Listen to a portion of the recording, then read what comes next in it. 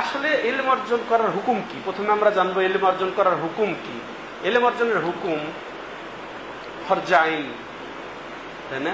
ফরজে আইন, তবে ঢালাও ভাবে না। সব ইলম ফরজে আইন নয়, সম্ভব নয়, যেহেতু প্রয়োজনও নাই সবার। এই জন্যে তাইলে কিছু ইলম আছে ফরজে আইন।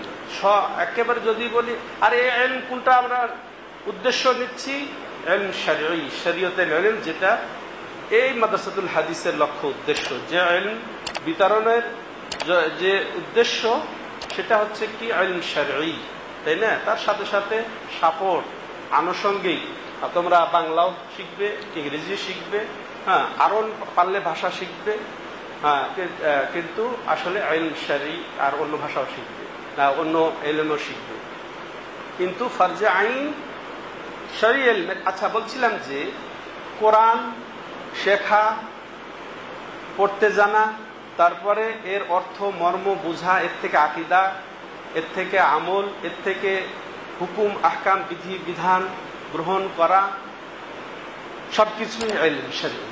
ওরকম হাদিসের মধ্যেও তাই, ওরকম ফিকহ শাস্ত্র আছে, তাফসীর জগৎ আর বিশাল জগৎ, বিভিন্ন ইসলামের ইতিহাস, ফতোয়া, ফারাইজ, হ্যাঁ, লেনদেন, ব্যবসা বাণিজ্য, এটাও শরীয়তের ইলমের অন্তর্ভুক্ত হয়ে যায়। তা আমরা যদি চাপিয়ে নিই রাসূলুল্লাহ সাল্লাল্লাহু আলাইহি ওয়াসাল্লামের ওই হাদিস অনুযায়ী, তালাবুল ইলমি ফারিদাতুন আলা কুল্লি মুসলিম, প্রত্যেক মুসলিমের জন্য, নর নারী সবার জন্যই যে ইলম অর্জন করা ফরজ, এটা যদি আমরা সম্পূর্ণটা চাপিয়ে নিই, পারবো ভর সইতে? সব ইলম অর্জন করা সম্ভব?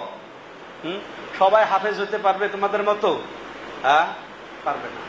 অতএব সব ইলম অর্জন করা এখানে বোঝানো হয় নাই, তবে অবশ্যই সেখানে কিছু নির্ধারিত ইলম আছে যা ফরজে আইন, সব শ্রেণীর লোকের জন্য ফরজ। ফরজে আইন মানে সব শ্রেণীর, নারী পুরুষ, সাধারণ অসাধারণ, সব শ্রেণীর জন্য ইলম অর্জন করা ফরজ। ওইটাই ফরজে আইন, ওইটাই টার্গেট করতে হবে।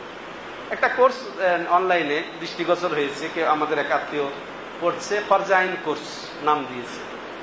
যদিও এটা আমাদের এই কোর্সটা হওয়া উচিত ছিল, বা উচিত ফরজে আইন নামে একটা কোর্স। তো ফরজে আইনটা কি, কোন ইলম? আচ্ছা, আমরা জানি সালাত ফরজে আইন, তাই না? এর বিপরীতে 5 ওয়াক্ত সালাত কি ফরজে আইন। এর বিপরীতে জানাজা, ওটাও সালাত, তাই না? ওটাও জানাজার সালাত, কিন্তু জানাজার সালাত কি ফরজে আইন? না। ওটা সমাজে কেউ কেউ আদায় করলে বাকিদের জন্য যথেষ্ট হয়ে যায়। তো ঠিক এমন কিছু